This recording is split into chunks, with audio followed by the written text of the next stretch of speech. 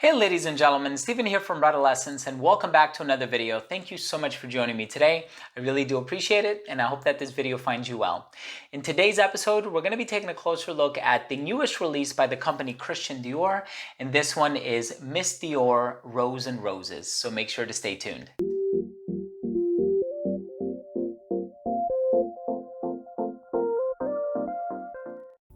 Now, before I begin my fragrance review of Miss Dior Rose and Roses by Christian Dior, I do want to mention that if you are a fan of fragrance-related content, if you like perfume reviews here on YouTube, but also top 10 videos, giveaways, unboxings, and pretty much anything having to do with fragrances and perfumes, please do consider supporting this channel by subscribing to it. All you have to do is click on that red button in the corner. And of course, while you're at it, please be sure to enable notifications by clicking on that bell icon. This way, whenever I do publish these videos, they will get delivered straight to your feed. So let's go ahead and get it started with the brand new 2020 release. This one was composed by perfumer Francois Demachy, who is the in-house perfumer for Christian Dior. After a certain year, he started creating everything for Christian Dior, whereas in the past they had perfumers like Francis Kurkdjian and Annick Menardo and just many other perfumers. But after a certain point, he became the in-house perfumer, and you can sort of see the brand going in a certain direction. And in the case of this fragrance, I can see how that DNA is present in here.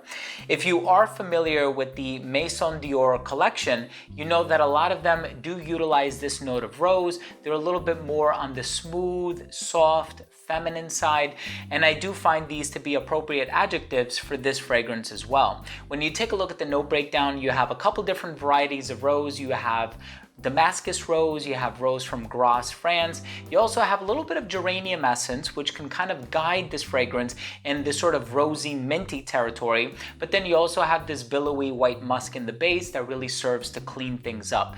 I'm really excited to tell you about the smell. Let's start with the presentation. So the box for this fragrance is rather simple, just has the name of the fragrance and the company here on the front.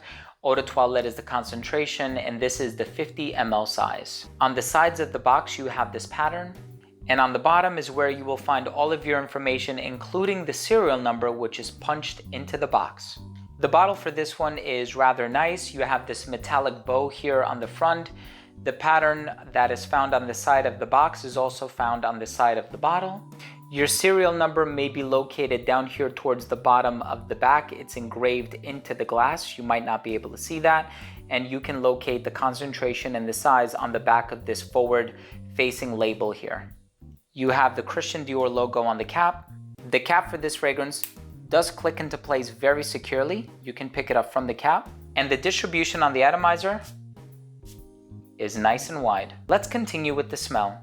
So the opening of this fragrance is going to give you a lot of rose. You must be a fan of rose to really enjoy and love and appreciate this fragrance. Now, I think it's also worth mentioning that there are a few different roses on the market. You have ones that are much darker, and of course, it's all dependent on what other ingredients are found in the fragrance. So something like Noir de Noir by Tom Ford, you have the patchouli, you have that chocolatey vibe. That is not the rose that you're going to get in here. And then you also have some cleaner varieties of rose, perhaps Lyric Man by Amouage. Here, it's kind of leaning more so in that direction, but it has this aura of femininity about it. And I think it has a lot to do with the white musk that's being used in the base. But the rose that's in here, it doesn't smell overly jammy. It doesn't smell overly strong or heady or powerful. It's a little bit more smooth, a little bit more tamed, a little bit more toned down. And it kind of has like this lemony overtone. It's a little bit powdery, not in a baby powder kind of a way, but it almost has like this powdery olfactory texture about it. And it also has a clean vibe that it gives across. So you have the citrus in the opening, and I feel like the citrus equally contributes to the cleaning up of the fragrance. So you have the Italian mandarin and the bergamot. I'm gonna be honest with you, I get no mandarin. Normally when I smell orange in fragrances, I'm able to perceive quite quickly that there is orange in there. I feel like it has a very sort of defined characteristic smell, as does grapefruit and several other citrus ingredients, yuzu being another one. In the case of this fragrance, I don't necessarily pick up on orange. I'm not doubting that it's in there, but I think I get more bergamot than anything else. If you were to tell me that this had only bergamot, I'd be equally convinced. So the geranium that's in here, There are some other fragrances that have that geraniol slash geranium combination or pairing with the rose.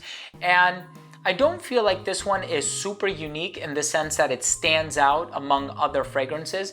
If you feel like you really enjoy fragrances like Geranium Pour Monsieur by Frederic Malle, that fragrance has a ton of geranium. It's very minty. It's a really nice, sort of breathtaking composition.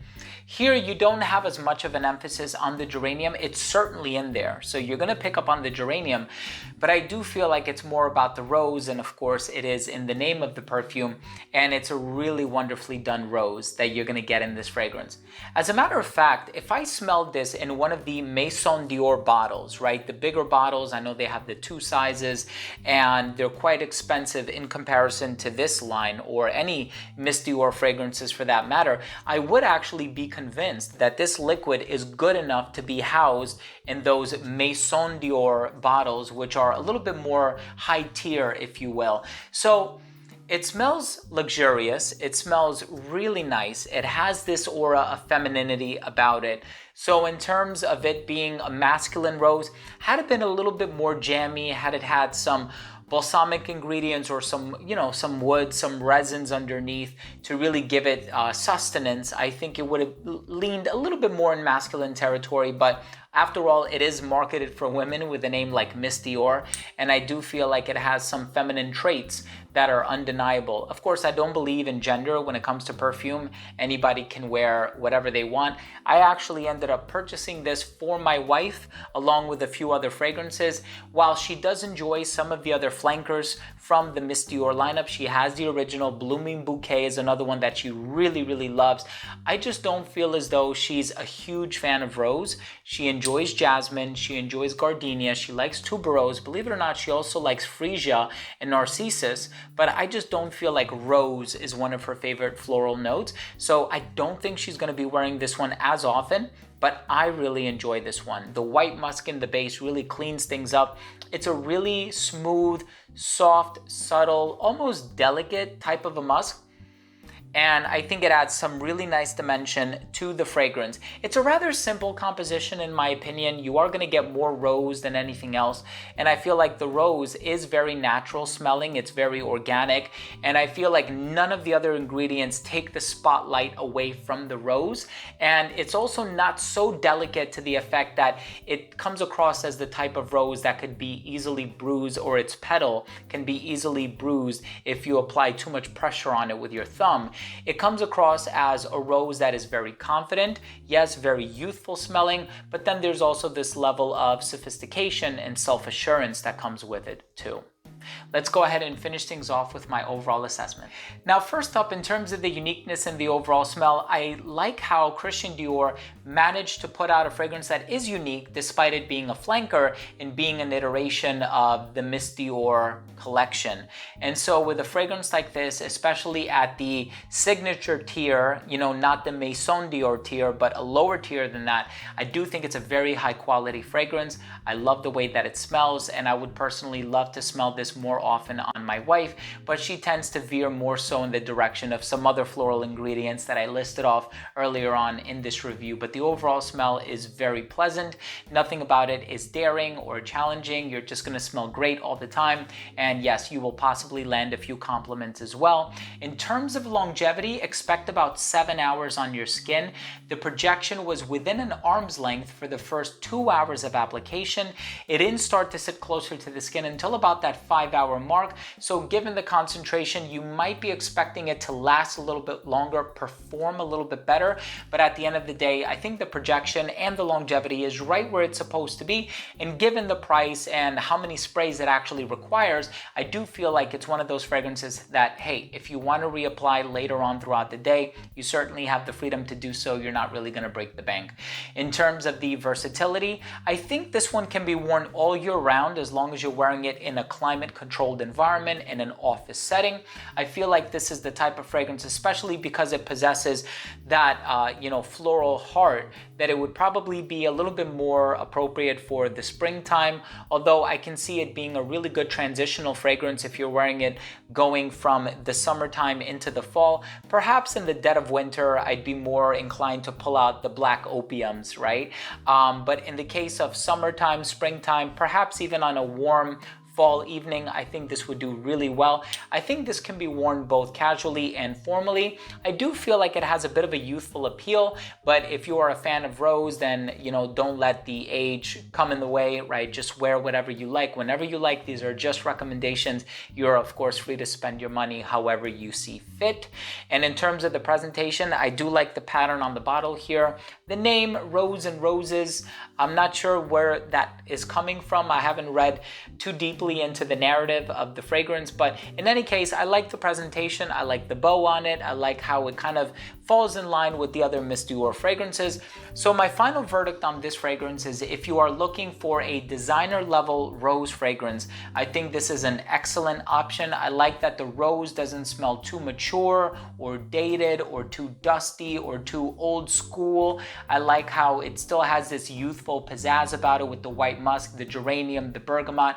I think this is a very well composed fragrance, and I think Francois Demachy did a fantastic job with Miss Dior Rose and Roses. So there you have it, ladies and gentlemen, mostly ladies, I think. That was my review of Miss Dior Rose and Roses by Christian Dior. If you are new to this channel and you took something of value from this video, I would really appreciate it if you could support this channel by subscribing to it. All you have to do is click on that red button once again, and also please be sure to enable notifications by clicking on the bell so that you don't miss these videos whenever I do upload them in the future. Thanks again for watching. I love you all. We'll see you next time. Bye.